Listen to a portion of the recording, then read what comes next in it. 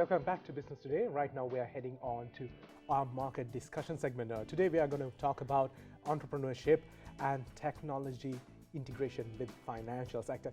To do this, we have brought on a familiar face, someone who has been in the studio with us before, Mr. Kanishka Weeramunda. He is the founder of Pay Media and Direct Pay.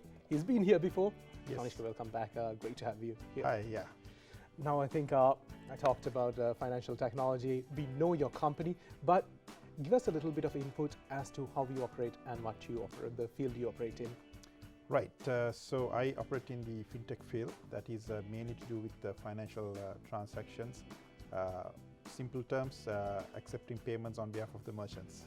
And of course, this is the middleman type of situation. I think yes. Everybody is interested in the current climate. So talk us through what went through when the COVID situation hit. The pandemic lockdowns happened, and there were a lot of companies that propped up, or the existing companies that moved on to the e-commerce platform. How did that actually transpire, and what was the process like? Okay, so if I had to give you a little bit of background about COVID-19 situation, we had three shocks. The first shock was basically into the demand, right? So everybody was panicking and everybody was running to supermarkets, to stores to grab stuff. The second shock was basically on the supply, because the suppliers were not ready and our supplier chain management systems were not ready in terms of supplying that demand. The third one was the financial hit. That's where people started thinking, okay, how are we going to survive throughout the pandemic situation? So on these three shocks, it pushed a lot of people to become entrepreneurs, right? Rather think about self-sustaining without basically only depending on the job. So that has created a lot of micro merchants. Now even somebody who had been selling on a shop now would look at how do you do home deliveries, how do you basically do remote deliveries and accept payments. So industry has, I would say, shuffled a bit, and there had been a lot of new faces which has come on board. So that's a positive side, and I see that that's also a good, healthy economical situation for the country. I think that is the key aspect, how the part that is operating in the real world operate. Now, you mentioned about how the deliveries take place. So these are challenges you face. The logistics and the warehousing, the inventory. How can people overcome them? How can people tackle them? Okay, so initial stage, I think the first lockdown happened. We had a lot of challenges where everybody was not ready in terms of logistics part. Even if you take our leading supermarkets were not ready. They had a chaos situation, right? So if you look at overall, with the boom of the technology, a lot of companies segregated themselves who could take care of payments, who could take care of logistics and delivery part, who could basically do the warehousing part. So that segregation happened when the second wave came in, right? So we also saw a lot of new platforms coming up, basically catering all these things and giving opportunity for micro merchants to use those platforms. And talking about the platforms themselves, what is a platform-based technology? Right. So if you look at platform-based technologies, you look at the traditional business and use technology in terms of leveraging the benefits, right? So this could basically, now if I give you a couple of examples in local context, you would have definitely heard about Daras. So that's a complete platform-based solution. We have a local system called Orel Pay and Orel Buy, which also caters to a great extent, right? Likewise, there are a lot of platforms which came up where they provide you a ready-made customer base, right? You have the complete logistics, tracking to order processing and also the payments ready-made. As a vendor, all what I need to do is I need to list my products on the platform. So technology part is taken care. And not only that, after sales service, or even if you wanted to look at getting a specific market segment targeted, you can do through that platform. So that technology comes as a off-the-shelf product. And now, this is something I think Sri Lankans have a reservation about as well. They like that they can buy a product online. They're just not sure about paying online. I think it is something that is in the early 2000s. Sometimes people have these issues with this is a scam, there's fraud happening here. What is the situation there now? Of course, Sri Lanka has adopted the thing where people are paying at delivery, but how can we actually encourage and make it secure for online payments? Right.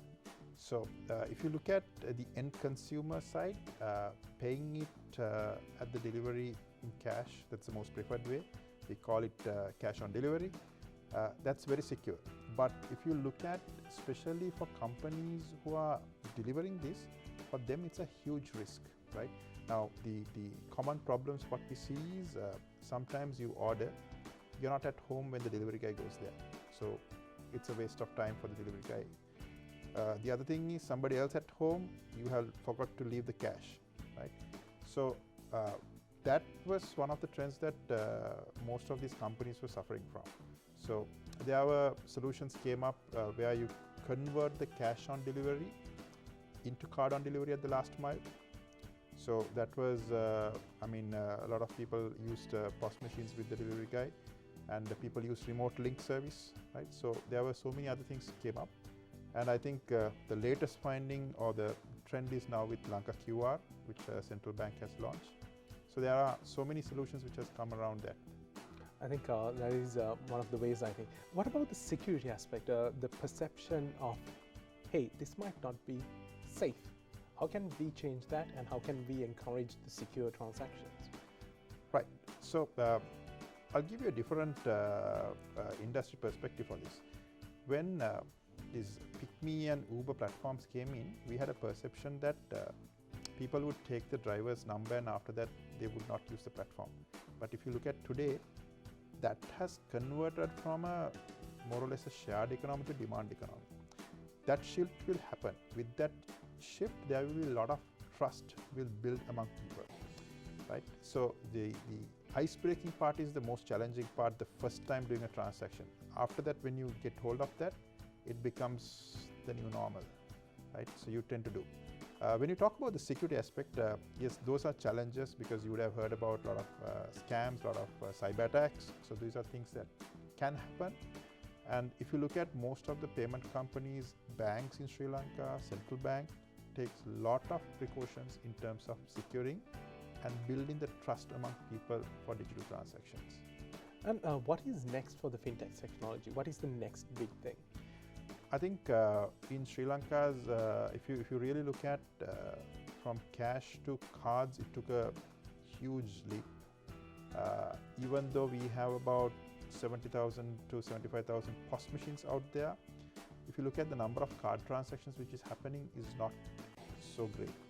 You may probably look at, if you go to a Kills or a Cargills, you see 100 of card transactions happening in Colombo, but somewhere down Hambantota, that may one transaction, or for the entire month it might be two transactions. So if you look at that number versus the number of debit cards being issued in Sri Lanka, it's about 23.5 million. Credit cards about 1.8 million. So usage is not there, right? So the next wave definitely is going to be QR, because QR has a couple of unique things. One, you don't need a device.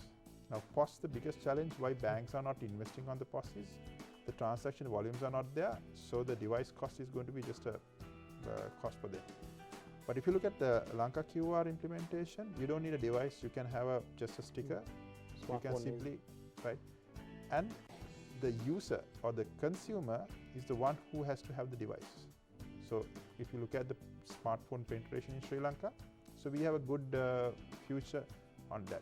So that's going to be, I would say, the future in retail. And also there are a lot of workings around supply chain side of payments. So if both comes together, so we will have a completely digital payment country. And talking about the world, moving away from that, now while QR is happening in Sri Lanka, all the cryptocurrencies have taken over the world. Now, right now, cryptocurrencies are looking more like an investment tool rather than a transaction tool. But do you see that changing and that coming into the fold as well? Definitely, yes. I would say cryptocurrencies will, at one stage, it will also come to Sri Lanka. There had been a lot of efforts being taken, but looking at other countries, I think Sri Lanka is not in a capacity of investing on cryptocurrencies outside Sri Lanka. So right now there are certain restrictions, but going forward, I would say we would go to cryptocurrencies by way of like looking at smart contracts, crypto or blockchain-based KYCs. So those technologies will enable us and make us ready for crypto. So I think even central bank has certain vision on going towards that. So I think that will be the future. That is an interesting future. That was Mr. Kanishka Weeramunda, the founder of Direct Media and Direct Pay with us. Actually, Pay Media and Direct Pay with us. And Mr. Weeramunda, thank you for being on with us. That was a great interview. I think we talked a lot about the fintech sector. Thank you. And with that, we will wind up today's edition of Business Today. Thank you for joining us, and join us next time. Till then.